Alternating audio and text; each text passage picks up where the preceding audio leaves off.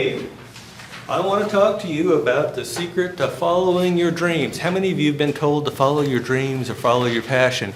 That is total horseshit. I'm going to quote the great American philosopher Chris Rock. Do you guys know who Chris Rock is? Okay. He says, sure, follow your dreams if they're hiring. Did you guys hear that last bit? Everyone, I see all these people in the Wall Street Journal talking about their crippling student debt. Got $250,000 of student debt. I can't believe I can't get a job with my master's degree in interpretive dance. Who would have thought, right? So follow your dreams, but only if they're hiring. Questions? Okay, so today we're going to, and I told you guys to look at this exam 2 practice, and I want to know which problems you're having problems with. So I've got 1 through 19 written up here, and I'm going to read the numbers off, and as I hit one that gave you trouble, let me know, and I'll circle it, and we will work it. Number 1. Number 2. Number 8, got early today. Number 3. Number 4. Let's get this out of the way. Did any of you look at this at all? So did you have any problems at all? I did pretty well yesterday. Okay. Anybody else? We go to 13 and 14. Say again? 13 and 14. 13 and 14. I think were the numbers. 13 and 14. Oh, why this thing decided to die on me right now. Okay, 13, 14. Anything else? Okay. Well, we will give them a shot, and then I will I'll prod you guys, and we'll see if you really know what you're talking about. Question number 13.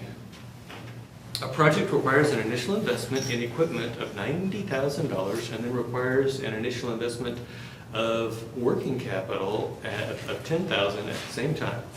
You expect the project to produce a sales revenue of $150,000 a year for 3 years. You estimate manufacturing costs of 50% of revenues. The equipment depreciates using a straight line depreciation over 3 years. At the end of the project, the firm can sell the equipment for $15,000 and also recover the investment in net working capital.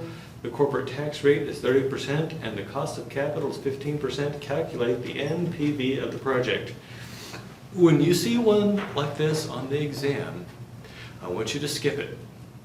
I want you to skip it, and then I want you to come back to it after you've worked everything else, because all the questions are worth identically the same. This is probably going to be the most complex problem on the exam. I mean, every step is simple in itself, but the fact that you have to do them all, it's going to take time. So I want you to save this one for the last. Okay, so let's think about our formula that's going to be driving this thing. We're looking for CFFA, which is OCF minus NCS minus change in net working capital. And so they give us some information on this and this. This OCF, though, we have to calculate for ourselves. So they expect, we're going to start with sales. Sales is another word for revenues here. So we've got $150,000 in sales. Now, what's the next thing they tell us? Manufacturing costs at 50% of revenue. I'm going to call this COGS. What does COGS mean? Cost of goods sold. Cost of goods sold. And 50% of 150,000 is 75,000. Have I lost anybody so far? Okay, now what else do we need to subtract out to get, by the way, we're heading to EBIT, OCF equals EBIT minus tax plus depreciation. What do I need before I can figure out my taxes? What do I have to subtract out? Depreciation. Depreciation. And they tell us the depreciation is straight line, and we're depreciating $90,000, the initial investment, and how many years are we looking at? 3? So our depreciation is $30,000. We're straight line depreciating to 0. And And so we've got minus our depreciation here of $30,000. So if my math is right, I think we are left with 45,000. Does that sound right? So that's your EBIT. What does EBIT stand for? Earnings before interest and tax. Earnings before interest and taxes. Are we going to be messing with interest here at all? No, we don't mess with interest when we're doing capital budgeting problems. Okay, now why is this number so important? This number is important because it's going to allow us to figure out our taxes. What's our tax rate? 30%.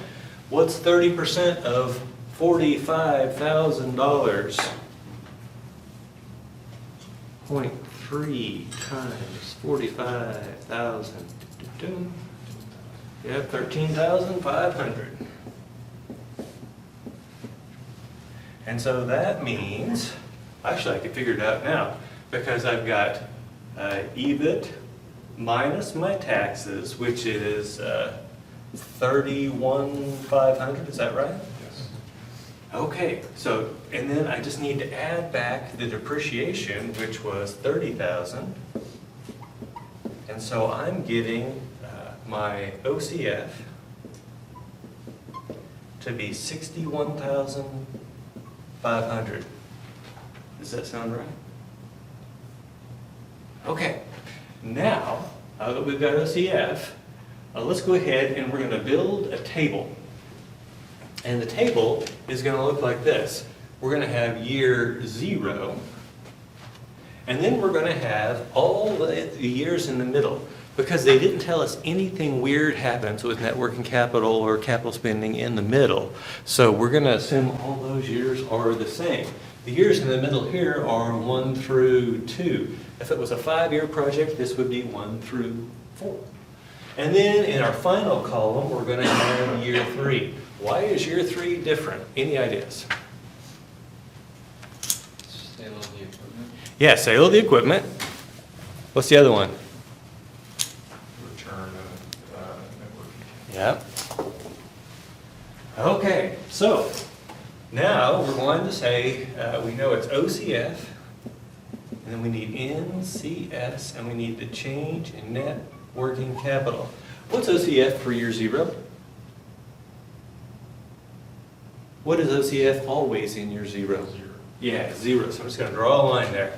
Net capital spending, they said we're spending $90,000 on this piece of equipment. What did they say happens to the net working capital in the first, or at time 0?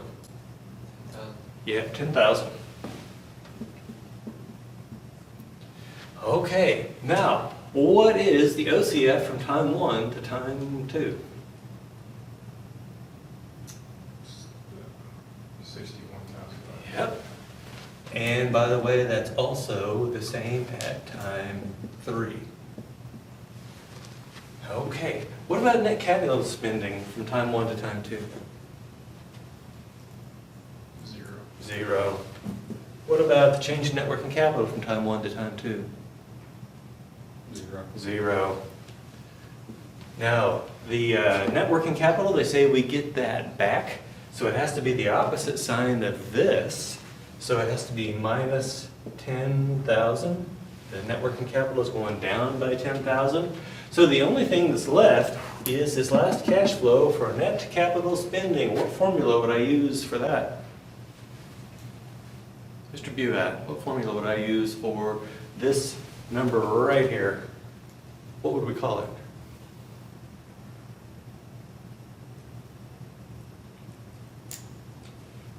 Oh, Mr. Wong, what were we going to calculate to put in this hole right here?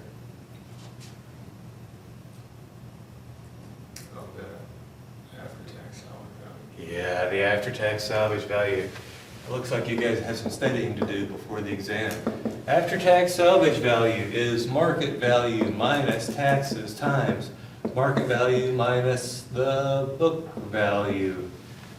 Okay, what did they say we could sell this thing for at the end? 15,000. 15,000 bucks. So this is going to be equal to 15,000 minus the tax rate is 30%, is that right? This- Market value is the same number again, 15,000. What's the book value at the end? 0. 0. Straight line depreciation is 0. So what we've really got here is 15,000 minus, is that 4,500? And so this is going to be 10,500. Have I made any mistakes yet? Hopefully not. Okay, now, because this is money coming back at us, what sign does it need to have on it? Yeah, minus 10,500. So now what I'm going to do is draw a big old line under all that. I'm going to have CFFA. And when I add it's OCF minus NCS minus the change in net working capital. So we're looking at 0 minus 90,000 minus 10,000 is minus 100,000. Have I lost anybody yet? Okay, the next one's easy. 61,500 minus 0 just leaves us with 61,500. And then finally over here we have 61,000, and these are both going to be turning to positive because minus times a minus is a positive. And so what we've really got is 61,500 plus 10,500, which I believe is 72,000, and then add 10, that's 82,000. Is my math good?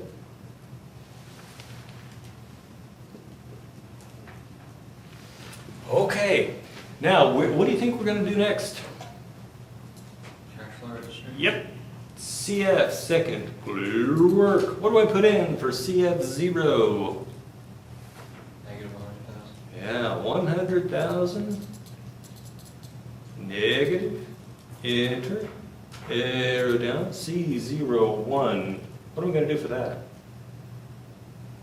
61,500. Yep. 61,500. Enter.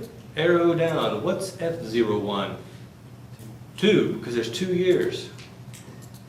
Arrow down. C02 is 82,000. Enter. What button do I hit next? NPV. And what do I put in for I? 15. Enter. Arrow down. Compute. I'm getting $53,897.43. Is that the correct answer? Cool. Okay.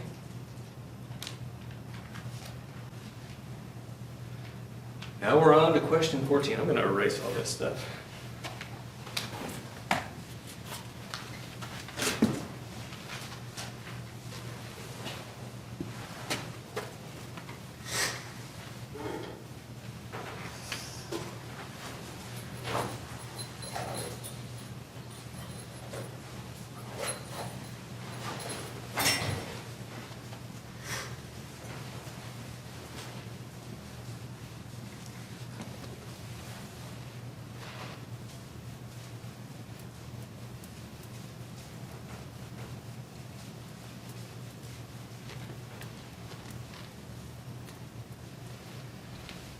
Okay, the question says you are trying to pick the least expensive car for your new delivery service. What does this already sound like? What kind of problem?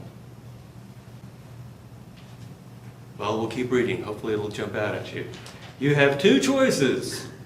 The Scion XA, which will cost you $17,000 to purchase and will have an OCF of minus $1,600 annually throughout the vehicle's expected life of 4 years as a delivery vehicle, and the Toyota Prius, which costs $25,000 to purchase and will have an OCF of negative $750 annually throughout the vehicle's expected 6 years of life. Both cars will be worthless at the end of their life. If you intend to replace whichever type of car you choose with the same thing when its life runs out, that's just a basic assumption of these kinds of analyses. Again and again into the foreseeable future, and if your business has a cost of capital of 12%, what is the EAC of the most expensive car? So let's walk through this. For those of you that don't know, the Scion XA is a little boxy piece of crap. and it probably costs less. Why do you think the OCF of that car is going to be higher than that of the Toyota Prius? Any guesses? Maintenance, but what's the big cost going to be with the, Gas. yeah, gasoline is my guess. So that's why I think that one's different. So then we've also got but the Prius costs more up front. So you have, and they've got different lives. So we can't just tell immediately which of these we should do. So what we need to do is, let's go ahead and write these out. So we've got 4 years and 6 years, is that right?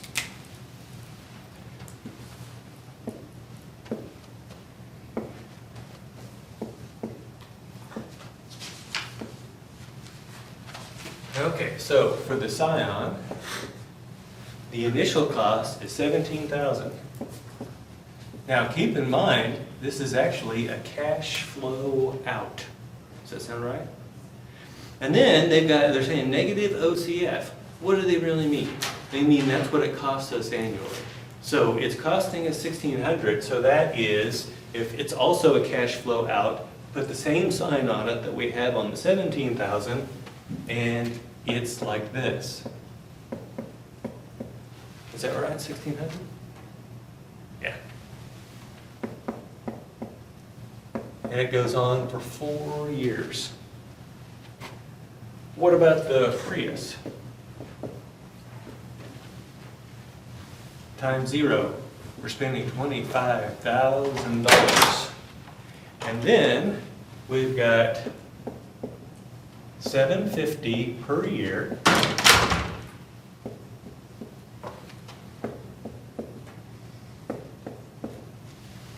But it will last us 6 years. And so we are going to need to figure out an equivalent annual cost for each of these. So we're going to get our calculators up.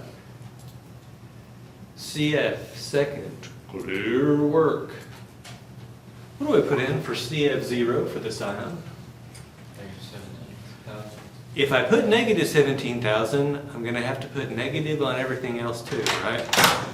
Because this is money out of our pocket, and these are negative OCFs, which are money out of our pocket. So the sign has to be the same on all of these. Now, I've told you before that I'm lazy, right? And I also try to avoid making mistakes. If I go ahead and put the negative on the 17,000, it means I have to remember to put it on the 1,600. And I have the attention span of a gnat. And so I'm just going to leave it all positive. Does that make sense? Okay, so let's go ahead and put in 17,000. These are all costs, basically. And then I'm going to arrow down. What do I put in for C01? 1,600. Enter. Arrow down. What do I put in for F01? 4. We've got 4 years of this cash flow. It's 4. Enter. And what do I do next? There are 2 steps to figuring an equivalent annual cost. The first step is to concentrate all the costs at time 0. And the next is to blow it out into an annuity with the same years as the number of years in the life of the machine. So what button should I hit next to concentrate all those at time 0? NPV. Yeah, NPV. And what am I going to put in for I? 12. Arrow down, compute. So that's the present value of all the cash flows for the Scion. So what I'm going to do is I'm going to store 1 just in case everything goes terribly, terribly wrong. And I'm going to hit clear twice. What should be my very next step?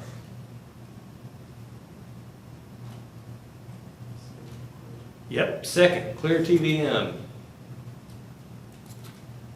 I want you guys to hear that in your sleep for the rest of your life. Second, clear TVM. It saves you from a whole lot of pain and suffering. Okay, what button should I hit next? Present value. Present value. What should I put in for N? 4. Thank you, Mr. Buat. What should I put in for I for Y? 12, very good. And then what should I compute to get the EAC?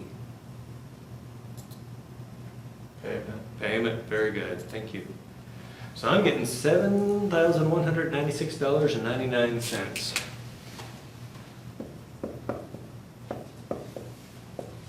Does that look right?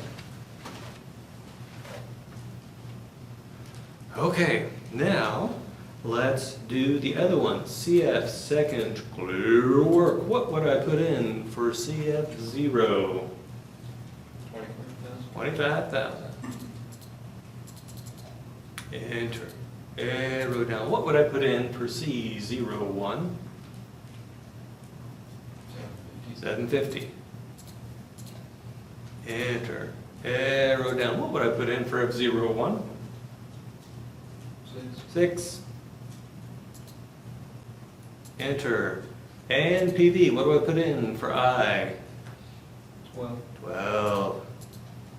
Enter. Arrow down. Compute. I'm getting $28,083.56.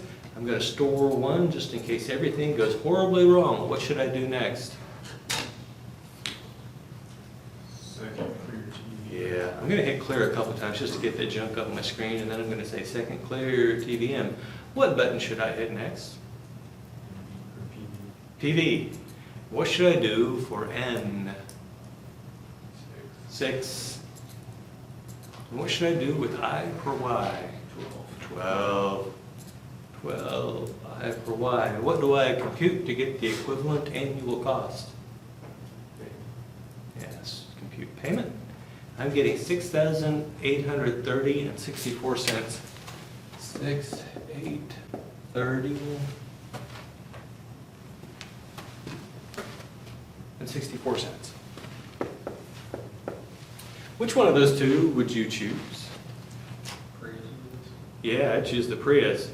Oh, we got a problem here. Is that one of our choices?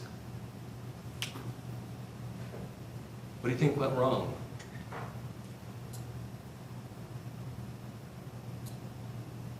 Let's check our CFs. Now we're good there. 12, compute, we're good there.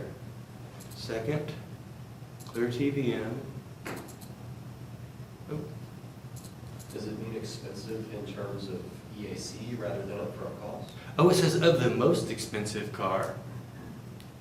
Oh, whew. I was looking for the least expensive. Thank you. Okay, so which one would we choose? We would choose the Prius, but they're asking us for the EAC of the most expensive car.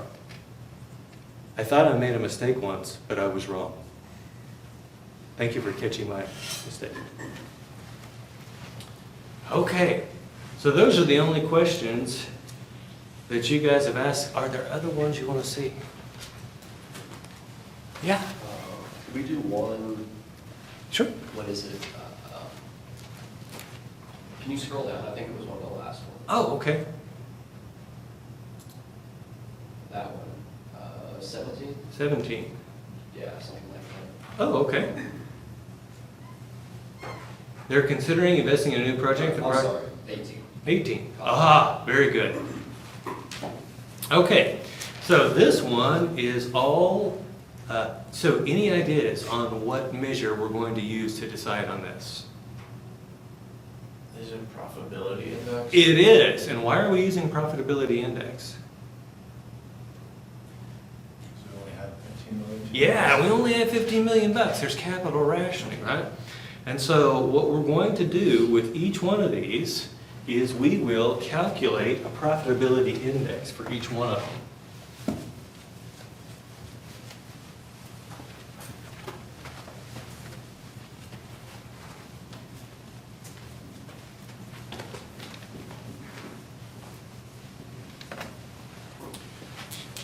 Okay, so we've got A, B, C, D, E, F, and G. And we have initial investment of 5 million, 4 million, 5 million, D, 1 2, 7, and 8. Did I get that right? Okay. Now, the NPV is as follows. 1.5 minus 0.5, 1.0, 0.5, 0.5, 1.0, and 1.0. So the next thing I want to do is figure out the profitability index. By the way, is there a chance in hell that we will be taking Project B? Why not? It's negative. Negative NPV would destroy shareholder value, no way. Unless you're the government. The government does stupid stuff all the time. They would probably take that. Okay, so now what is the formula for PI? It's the APV of the cash flows divided by the initial investment. Right, and the initial investment's always positive, and then you do what? Add one. Add 1, very good. Okay, so 1.5 divided by 5, I think is 0.3, is that correct? Okay, so 0.3 plus 1 is 1.3. And we're not even gonna worry about that one. This one is 1 over 5 plus 1. I think that's 1.2. Is that correct? Okay, this one is 0.5 over 1 plus 1 is 1.5. Did I get that one right? This one is 0.5 over 2. I think that's 0.25. I add 1 is 1.25. And here, oh, this is where it gets hairy. 1 divided by 7, I think is something like 0.14. Does that sound right? So I think this one is around 1.14. And then we've got 1.0 over 8. I think this is 1.125. Does that look okay? Okay, now, how do we run through with profitability index and figure out what we should invest in? How do we arrange these things? Highest to lowest. Yep, highest to lowest. What's the highest PI up here? 1.5. 1.5. What's the second highest one up here? 1.3. What is the next highest one up here? 1.25. Yep. And what's number 4? Yep. What's number 5? Oh, are you sure? What's bigger, 1/7 or 1/8? Oh, yeah, And so it's 1, 2, 3, 4, 5, and so this would be number 6. And of course, we're not even going to talk about that one. Okay, so here's what I do. I start with number 1, and I know I've got 15 million to spend. Number 1 costs us how much? okay. 1. So how much have we got left over? 14. Number 2 costs us 5. I've got 14, I spend 5. How much do I have left over? Oh, come on, 14 minus 5 is? Mr. Rowland. 9. Okay, now on to number 3. 9 minus 2 is what? 7. I've got 7 million left. On to number 4. I'm going to spend 5. Now I'm down to 2 million. And let's see, 2 million, and then we move on to number 5. How much is number 5? 7. And how much is G? 8. So we can't invest in those. But we did manage to invest in this one, this one, this one, and this one. Does that look right? And so all I got to do is add these up. 1.5, 2.5, 3.0, 3.5 million. Is that the correct answer? Cool.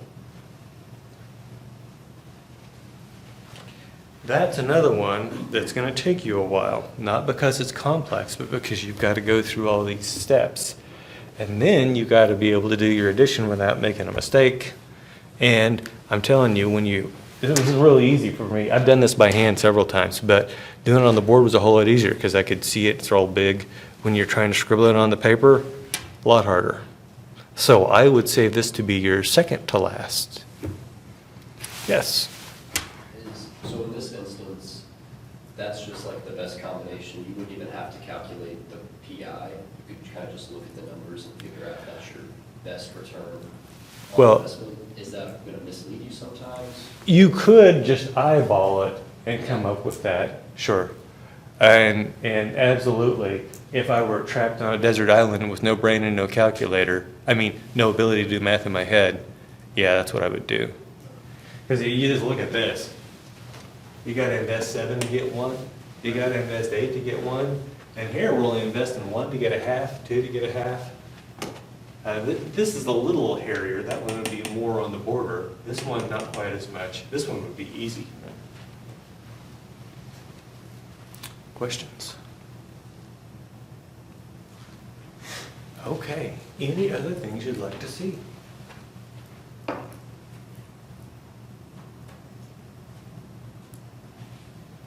Okay, so let's see if we can ask some questions here. Some conceptual stuff. What's the danger of using a single cost of capital for every project at a firm? Some projects have different risk, and so Yeah. you can't. Yeah, so you've got this one single cost of capital, but we know the security market line says the greater the risk, the greater the required return. And so over here in this area, we have safe projects, but they fall below that single cost of capital. Over here, we have risky projects that are below the security market line. We should be rejecting them, but instead we're accepting them. Over here, we're rejecting projects we should have accepted. Over time, what is that going to do to the riskiness of the assets at the firm? It's going to increase the riskiness. Yeah, over time it's going to get riskier, riskier, riskier. And there's nothing wrong with getting riskier, riskier, riskier as long as we're getting rewarded for that risk. But are we? No. No, because these risky projects we're accepting are below the security market line. So that's we want to stay away from that. Okay. Let's talk about beta. If I'm going to figure out, use the security market line to figure out the expected return on an asset, what are the things that I need? Free rate, Risk-free rate. What else?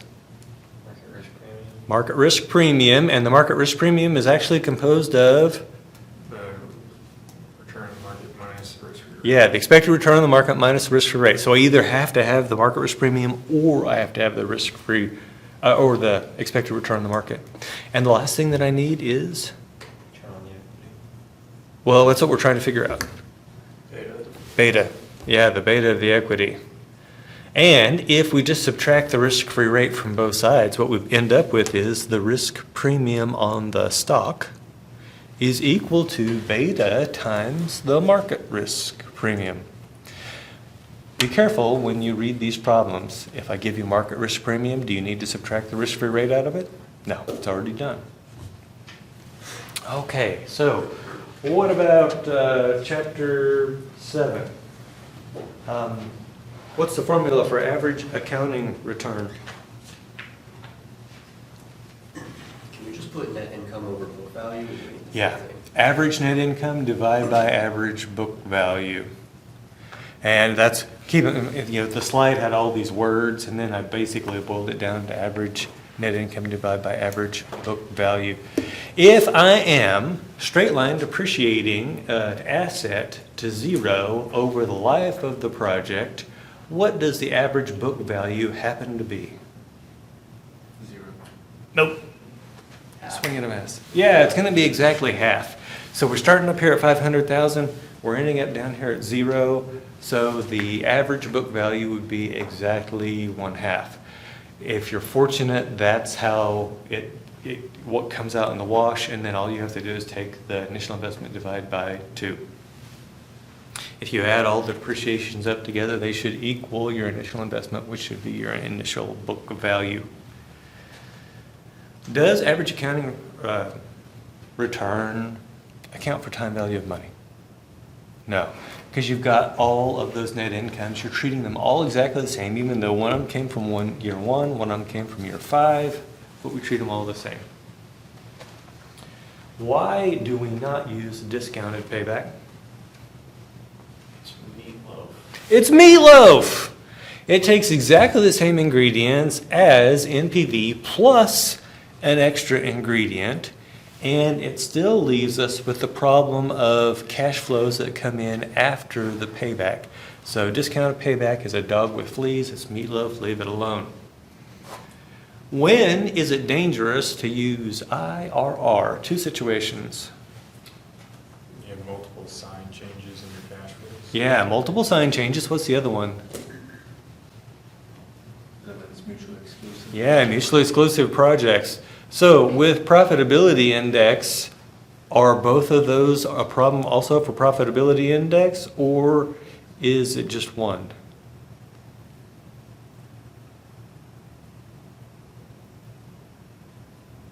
Remember how profitability index is figured. It's 1 plus NPV divided by the initial investment. And is NPV ever screwed up by multiple sign changes? No, just IRR, right? And so from a perspective of mutually exclusive projects, from non-conventional cash flows, I should say, we're going to not have problems with PI. But we still have that mutually exclusive project problem. And the reason is this: both IRR and PI ignore the scale of the investment. They both ignore the scale of the investment. In fact, if you think back, remember I told you, if you've got an initial investment that's twice as big as the 3 half-size cash flows that follow, it'll always be the same return. I think it's 23.375%, always.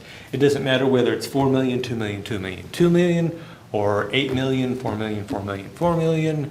It's always going to be 23.375%. It doesn't account for the scale. That's why we can't use it for mutually exclusive projects.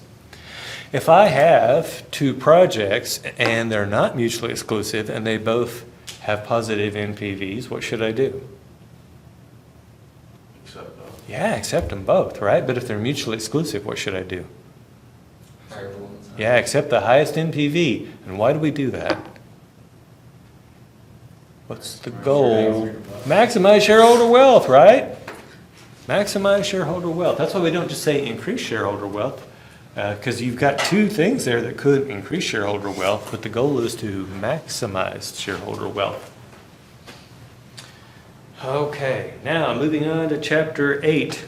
Do we ever include cash flows for interest in our NPV analysis? No, why not? Because the interest is already included in your discount. Yeah, our cost of debt and our cost of equity are already included in that discount rate. And that's what Chapter 12 was all about, is figuring out that discount rate based on returns that are coming from the market for the risk of this thing. How about after-tax salvage value? Did we discuss, let's talk about after-tax salvage value a bit. If you are over depreciating, then at the end, your market value will be greater than your book value.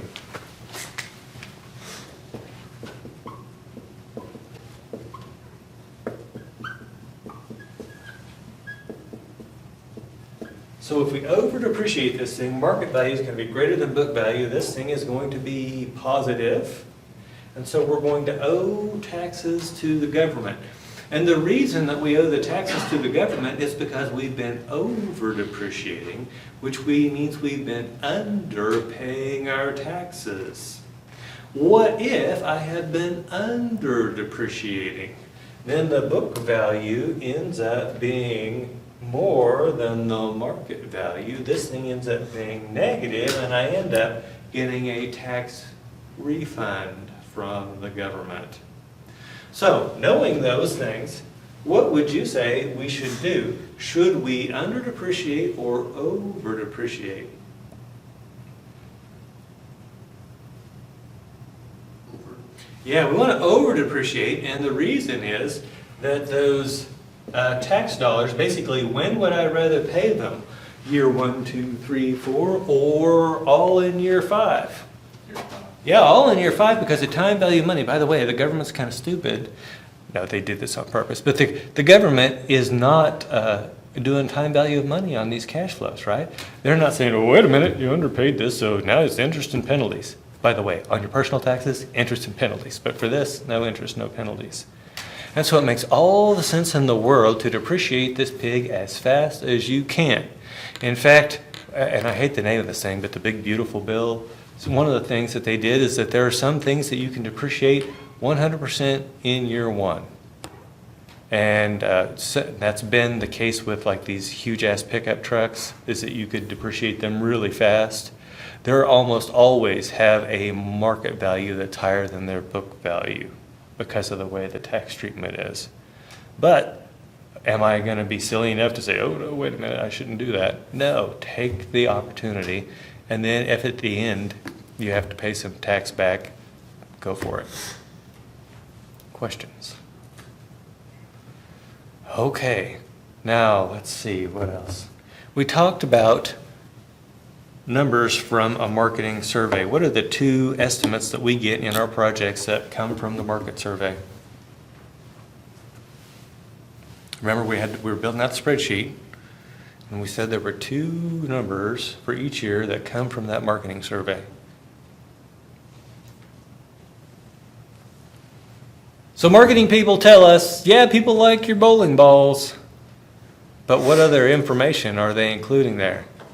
Do people like my bowling balls at $5,000 a piece? No. Sales and price. Yeah, they're going to give us a unit sales and price. And typically what they'll give us is a range. What they'll do is they'll say, well, if you price them at $20, you'll sell this many thousand. If you price them at $22, you'll sell this many thousand. By the way, that second number is going to be smaller, right? And so they'll give us these different, perhaps, quantities and price ranges, and we'll choose. Actually, we could run them all, right? Because it's Excel. We could just plug it in, try it out. Now, what did I tell you about numbers that you get from marketing people? They're optimistic. They're optimistic. And so you might want to stress test your NPV. And so I would just reduce the price and the quantity by 25%. You could do it one at a time. You could do it both at the same time. And as long as you're positive NPV after reducing them both at the same time, then you're probably good. Now, the numbers that we get from accountants and engineers, what are they typically? Are they typically optimistic or pessimistic? They're typically pessimistic. And now, I would not adjust them, but just recognize that it probably gives you a little bit of a cushion versus what the marketing people do, which is they're going to push you into a bad decision and leave you high and dry. By the way, what happens when you use marketing people's numbers and you have a bad outcome? Does anyone go back and blame marketing? No, it's you, right? By the way, let's take this out a bigger thought. If you are the one, if you're making the decision and you choose badly, you are 100% responsible. Now, your boss is also 100% responsible. Do you see how there can be more than 100% responsibility when we add it all up? And it's the same thing when you've got employees and they're doing bad things. Can you get away from that responsibility? No, you're still 100% responsible. Does that make sense? Okay. Let's see. When I'm doing inflation and capital budgeting, I have to discount real cash flows with what kind of rate? Real rate. Yeah, real rate. And if I've got nominal cash flows, what kind of rate do I need to use? Nominal rate. If I have 27 nominal things and 1 real, should I convert the real to nominal or all those nominals to real? Yeah, always do the one where you're gonna have the least opportunities to make errors and also do the least amount of work. When we see rates out in the wild, are those nominal rates or real rates? Yeah, they're nominal. They've already got inflation baked into them. If you want to know real, what's the name of the equation you have to use?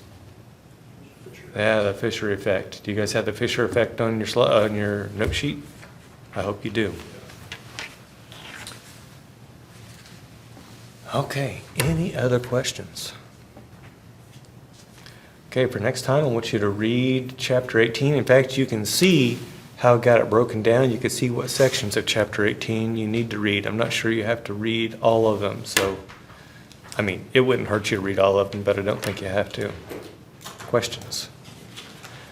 Yes? So on the Fisher effect, Yeah. on the present value and the future value equation on that, Uh-huh. what does the T stand for?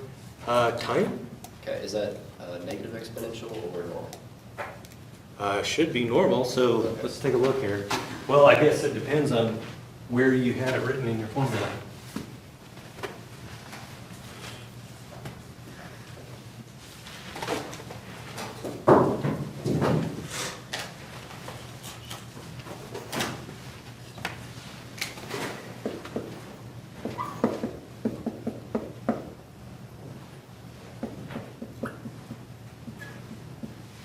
Look good so far? Okay, and then we said that basically we had the real multiplied by 1 plus h to the t, and down here this can break down to 1 plus r to the t times 1 plus h to the t.